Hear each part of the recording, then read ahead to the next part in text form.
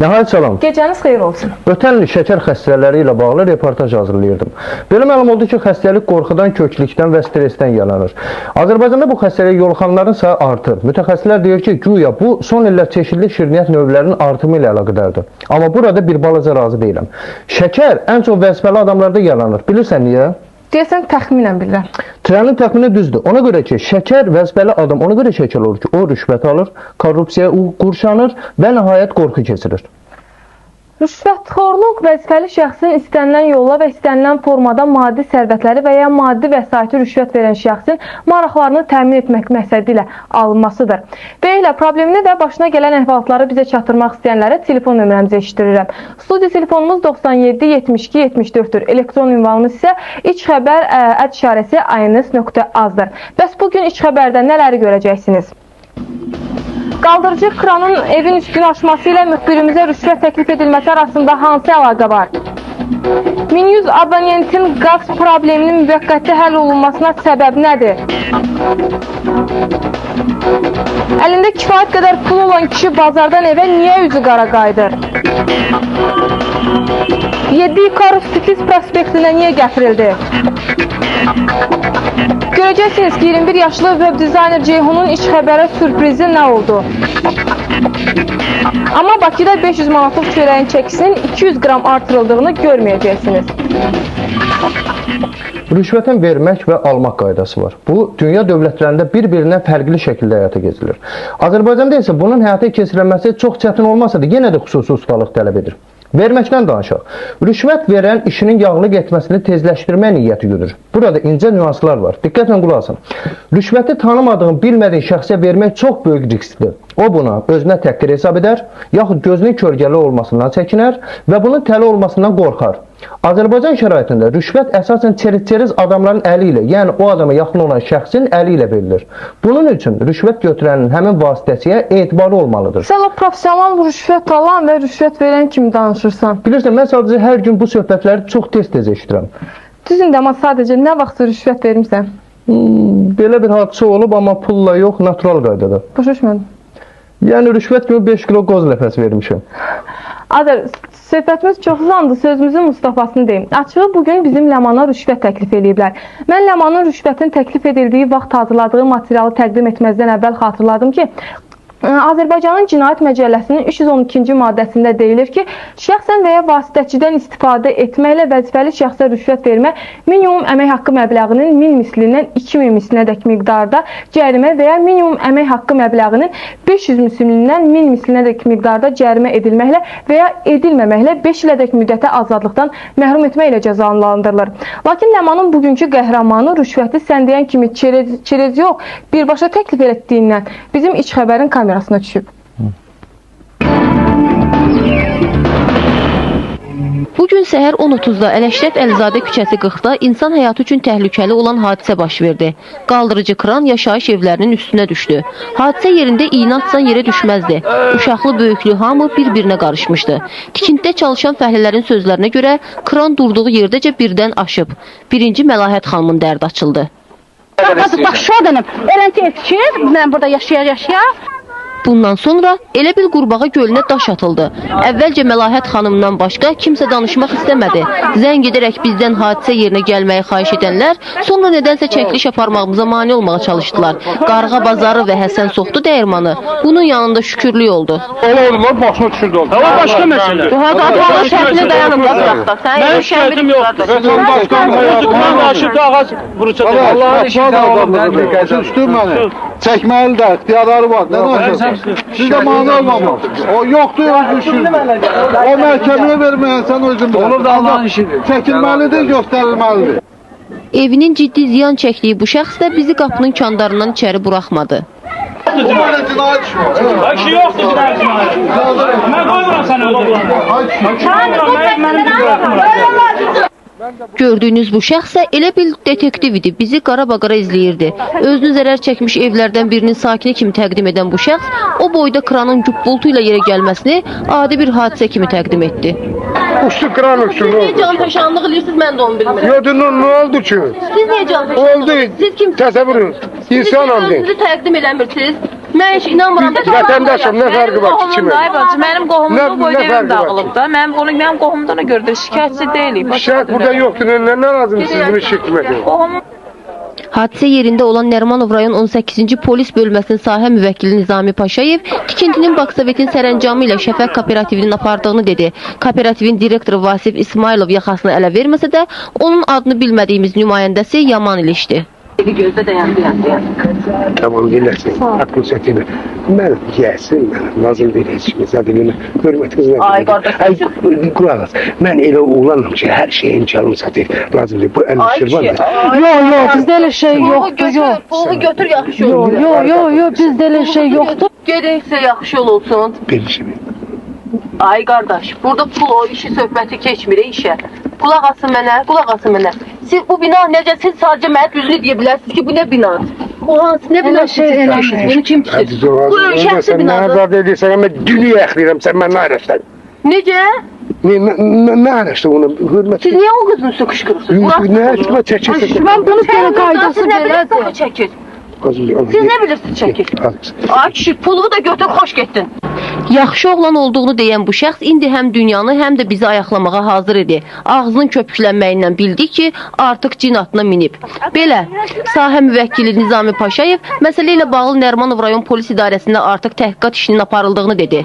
Görəsən dünyanı ayaqlamağa hazır olanlarla bacaran olacaqmı? Rus yazıçılarından biri rüşvət haqqında belə deyib. Ne padmazan, ne katitsa. Yəni Türkün məsələ, yağlamasan iş getmir. Məsələn, dülgər qapının cəftəsini yağlayır ki, qapı cırıldamasın. Amma o uzunluğunda kranı örtbasır etmək üçün gör nə qədər yağ lazım imiş. Həmin şəxsin rüşvətlə işi yağlama cəhdi alınmadı. Odur ki, gəlin məsələyə yaradıcı yanaşasan. Görəsən Ləman rüşvət alsaydın olardı. Olardı ki, Cinayət Məcəlləsinin 311-ci maddəsinin 1-ci bəndinə görə rüşvət alan şəxs 3 ilədək vəzifə tutmaq və müəyyən fəaliyyətlə məşğul olma hüququndan məhrum edilir. Bundan başqa vətəndaşı 2 ildən 7 ilədək müddətə azadlıqdan məhrum etmə cəzası gözləyə bilər. İndi isə gəlin günün sorğusuna elan edək. Sualımız belədir. Rüşvət verirsinizmi? Diqqətli olun, sorğunun telefonlarını elan edirəm. 97 72 70 nömrəli telefonla hə, 97 72 71 ilə yox, 97 72 75 nömrəli telefonla isə özüm alıram cavabını verə bilərsiniz. Sorğunun nəticələri veriliş bu efirdə nümayiş etdiriləcək. İnanıram ki, çətinlik çəkməyəcəksiniz. Bilirsiniz, rüşvətlə aldananlar hətta ölkəni regionlara da bölüblər. Məsələn, filan region daha yaxşı rüşvət verir, filan region isə adam dolandıran deyil və yaxud demagogdur və s. Amma MDB dövlətlərində isə bu klassik ənənəni nisbətən qanuniləşdiriblər. Bu yaxınlarda bu dövlətlər arasında bu sahədə ən axmaq qanunların onluğu yaradılıb. Bunlardan ən maraqlısı Qırğızıstandadır. Mərkəzi Asiyanın bu respublikasında yerli hüquqşünaslar dövlətə təklif ediblər ki, yerli polislər aldıqları rüşvətə görə öz rəisinə mütləq məlumat versinlər. Amma Azərbaycanda rəisə məlumat vermək üçün belə məcburiyyət mexanizmlərinə ehtiyac yoxdur. Azərbaycanda isə korrupsiya ilə mübarizə haqqında qanun ancaq 2005-ci ilin yanvarın 1-dən qüvvəyə minəcək. Amma məmurların hamısı rüşvət almır. İş görənlər də var. Biləcərdə 1100 abonentin evində bu axşam bayramdır. Onlar evlərinə işıq və qazın verilməsini qeyd edirlər. Aynisin və Hacbala Abutalıbovun yardımı ilə.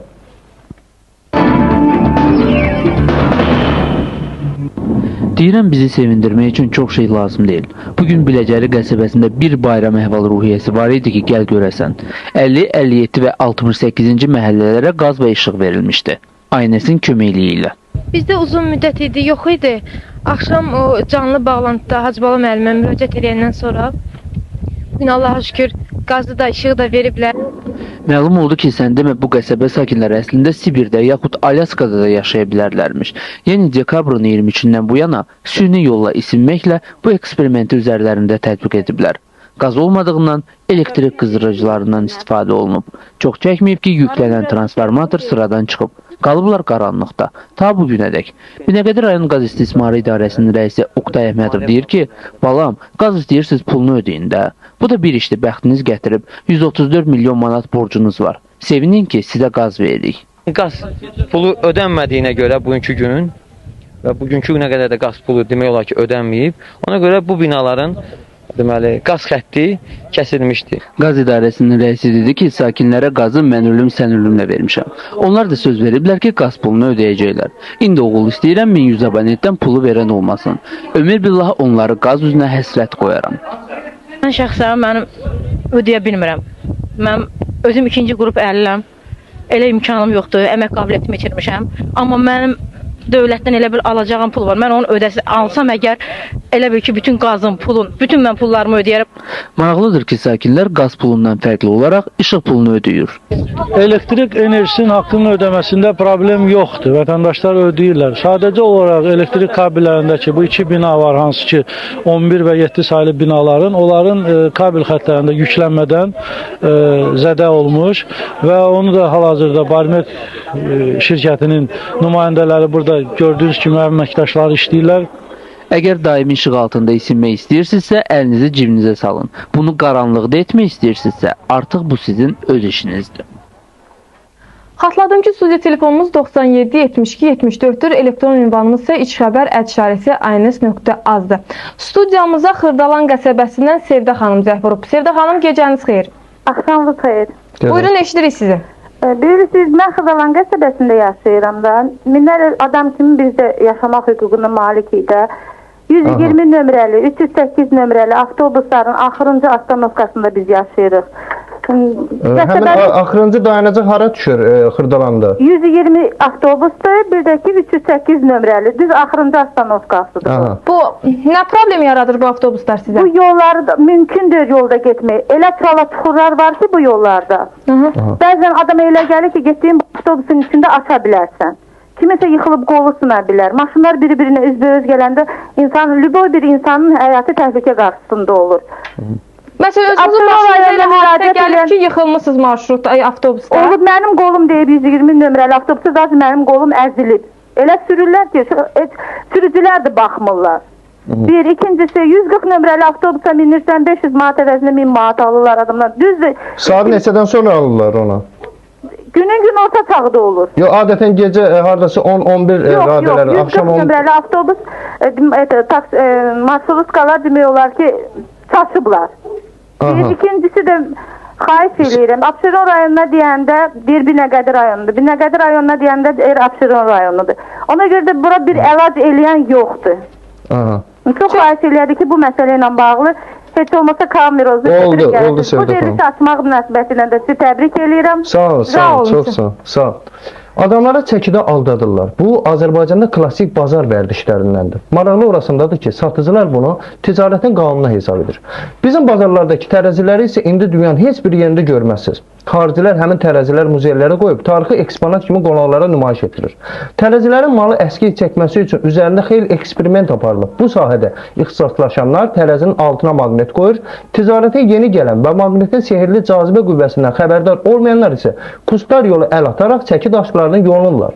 Amma kriminal natiq deyir ki, daha bu fırıldaq keçməyəcək və yeni tərəzilər qoyulduqdan sonra alıcıları aldatmaq üçün indi daha savadlı olmaq lazım gələcək.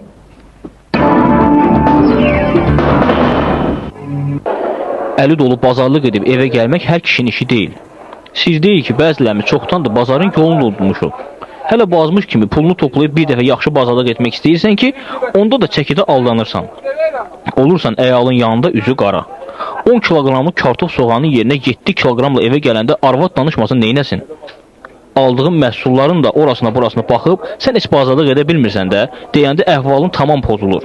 Alıcıların aldanmaması üçün deyəsən artıq yol tapılıb. Standartlaşdırma və Metrologiya İdarəsi və Xüsusi Maşınqayırma Konversiya Komitəsinin birgə layihəsi əsasında Bakı Radio Quraşdırma Birliyində elektron çəki aparatlarının istehsalına başlanılıb. Bəli, Bakıda Kanada firmaların biri ilə müştərək qaydada istehsal olunan bu aparat 15 kiloqrama qədər hər bir məhsul çəkə bilər. Ona hətta 2 illik zəmanət də verilir. Lakin aparatı açıb qurdalamaq məsləhət deyil. Bu tərəzilərin işinə kənardan heç bir müdaxilə eləmək mümkün deyil. Əgər nəsə elə bir hərəkət olarsa, bu çəki əksinə yəqin ki, satıcınız yanında işləyəcək. Birliyin direktoru Vaqif Cəlilov qiyməti münasib elektron aparatlarının həllik bazarlarda tətbiq olunacağını dedi.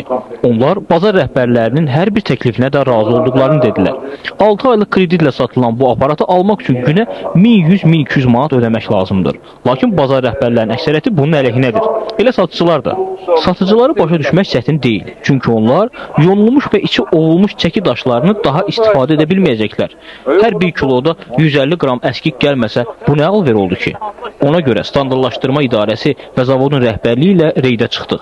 Bu kişi bazardan qaz alıb, lakin onu qazlamaq istəyiblər. Qaz almışam, mən qazı mən alırım. Nə kiloda alırlar? Hədir, kiloda. Neçə kilo almışdınız, neçə kilo oldu? Qazı mənə dedi, sən öl dedi, get dedi, 2 kilo 600, 2 kilo 700 olmasa dedi. Gətir yox dedi, sən öl dedi, arxayın oluyor bəs belə. 1 kilo 950 qram, Quran haqqı. Bu qadın isə soğan alanda aldanılıb. 2000 yazıb qoyub. Gördüm 2000'dir. İstədim 2000'lik alam. Görürüm 2000'dir. Aldım verdim 3 kilo ver mənə. Alıb mənə kilo yarım çəkib verir. Bu kadrlar 8-ci kilometrdə yerləşən Vasmoy bazarı kimi tanınan ticarət mərkəzində lentə almışıq. Bu fırıldaqla işləyən tərəzilərdir. Bu isə ömrünün yarıdan çoxunu yaşayan ahıl çəki daşlarıdır.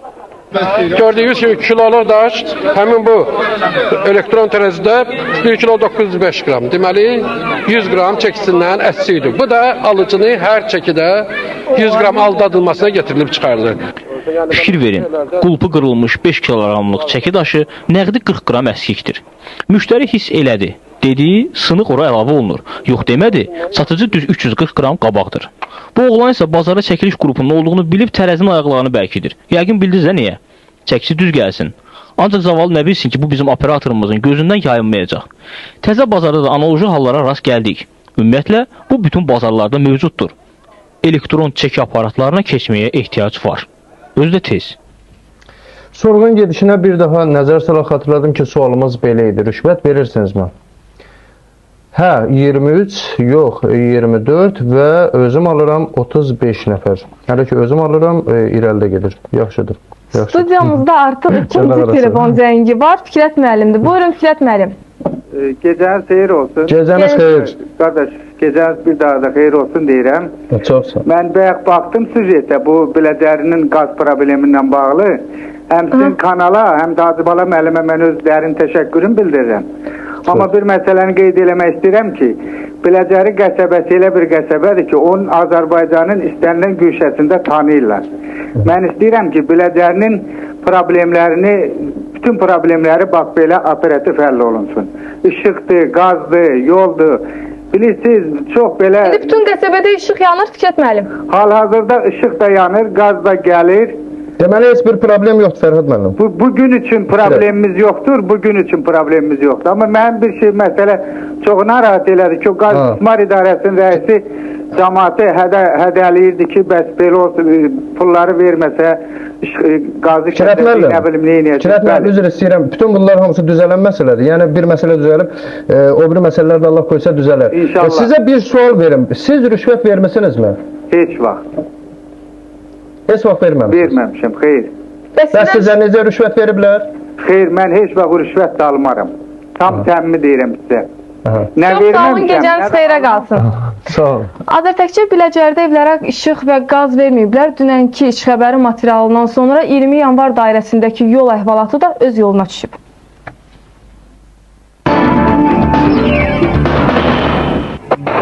Tiflis prospektində inat sayıdan yerə düşməzdi. Amma bu dəfə sərnişin yox, avtobus əlindən. Aləm bir-birinə dəymişdi.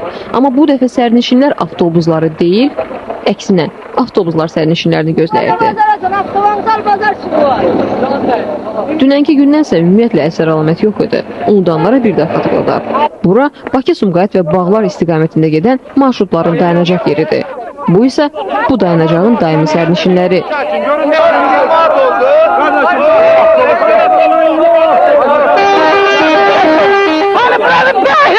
Millət yolda. Kimlərini doldurup gəlib çiçələdi, hamısı köpəkcaqlar. İmkan yoxdur başına minmək.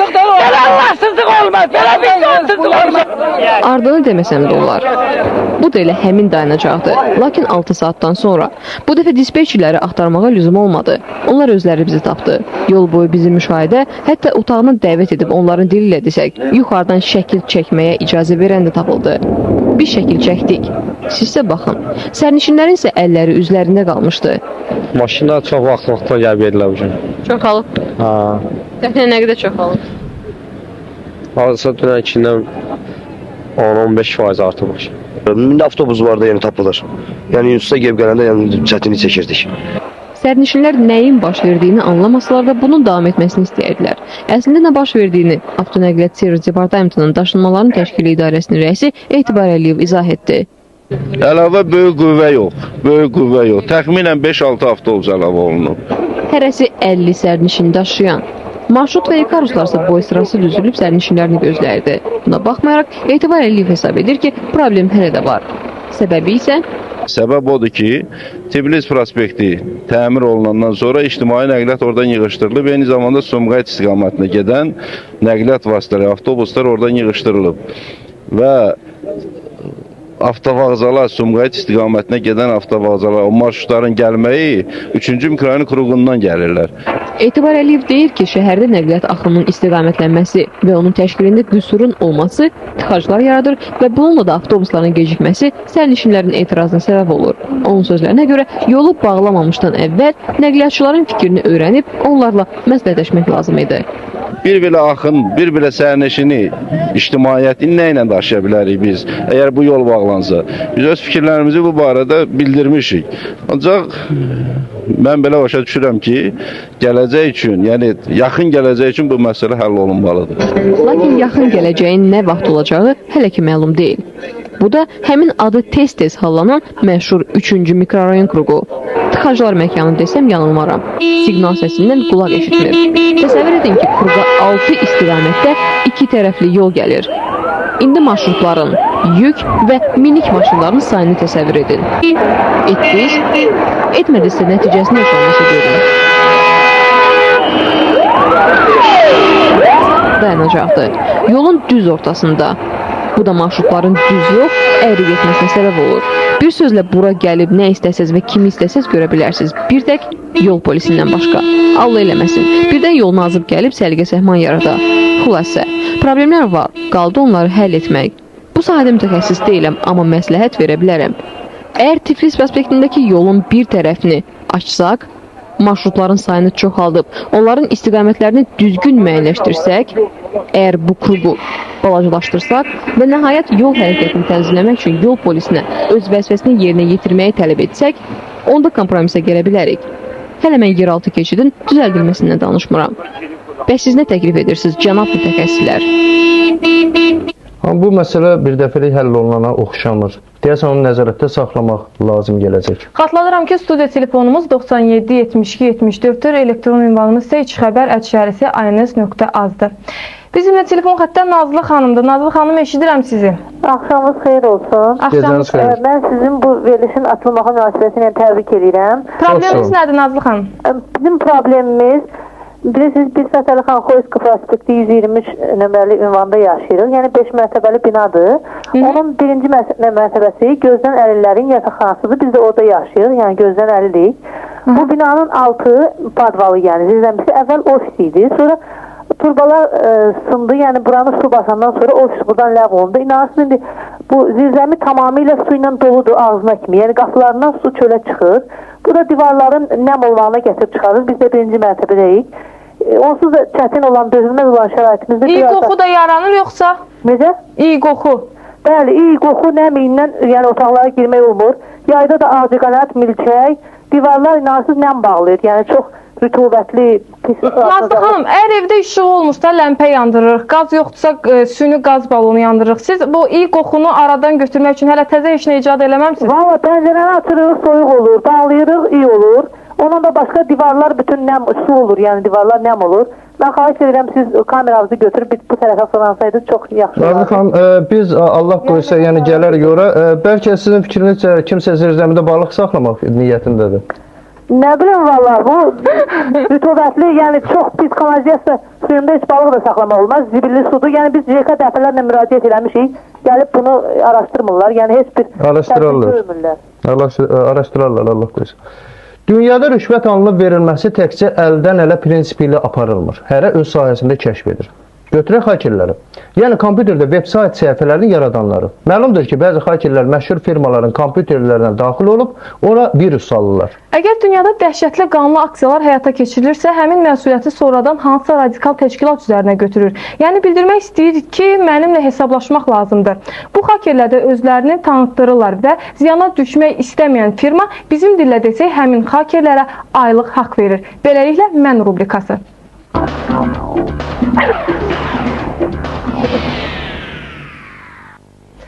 Ceyhunun qəhrəmanı xakerdir. O iç xəbərə sürpriz edib. Buyurun, baxın. Deyirlər iki həyat mövcuddur. Mən demirəm, məndən əvvəlkilər bu qənaətə gəlib. Deyirlər yaşadığımız həyat və mövcudluğu sual altında olan ölümdən sonraki həyat. 20-ci əsrin ən mühüm nailiyyətlərindən biri olan internet isə üçüncü həyat, yəni virtual həyatın yaranmasına səbəb oldu. Sadə dildə internet səhifələrini, elmi dildə isə saytları yaradan insanlar həmişə olduğu kimi öz yaratdıqlarının kölgəsində qalırlar. İlk baxışdan elə görünə bilər ki, web dizayner sənəti sadədir. Ceyhun da nə düşündüyümü başa düşdü. Dedi, düz 6 ildir ki, sayt düzəldirəm. 21 yaşlı bu oğlan hesab edir ki, sayt ustası olmaq üçün nə ədəbiyyat, nə müxtəlif proqramların mövcudluğu, nə də ki, kompüter texnologiyasının maksimum həddə inkişaf etdiyi Amerikada yaşamaq vacib şərt deyil. Yəni, ədəbiyyat da var, işlədiyin vaxt internetdə də işlədiyin qədər ədəbiyyat var, amma yəni özün istəyirsənsə yaxşı dizayner olmaq üçün sənin üçün fərqi yoxdur, var ədəbiyyat, yoxdur, sən onu tapacaqsan və istəsən onu eləyəcəksən. İstək yaranır, sonra öyrənirsən, daha sonra isə sayt yaradıb onu internetə yerləşdirirsən və hər yerdə olduğu kimi burada da vəb bağlayıcısı var. El arasında onlara hakerlər deyirlər. Nəysə, mən də haker deyim. Uzun sözün qısası, bax elə bu hakerlər də işləri korlayırlar. Bir neçə dəfə olub, saytın içinə daxil olub, bütün məlumatı pozublar bu hakerlər. Amma hətta ən çox qorunan saytlar, məsələn, o TRO-nun, FBR-in saytları, hətta onları da qırırlar. Nə proqram yazsalar belə, onu da saytlar, yəni hakerlər girib qırırlar. Dünyanın ən qorunan saytlarından olan FBR-in, yəni Federal Tədqiqatlar Bürosunun və TRO-nun, yəni Mərkəzi Kəşfiyyat İdarəsinin saytlarını demirəm. Xaricdə orta keyfiyyətli bir saytın qiyməti aşağısı $5000. Bizdə isə ən bahalı sayt $500. Keyfiyyət göstəriciləri isə düzün desəm eynidir. Onlarla sayt düzəltməsinə baxmayaraq Ceyhunun ən sevimli saytı hamımızın ürək ağrısı olan Qarabağa həsr etdiyi saytdır. O bu saytda Azərbaycan xalqının dərdini əks etdirməyə çalışıb. 3 gün yatmamasına və yorğun olmasına baxmayaraq Ceyhun bizə bax bu sürprizi etdi.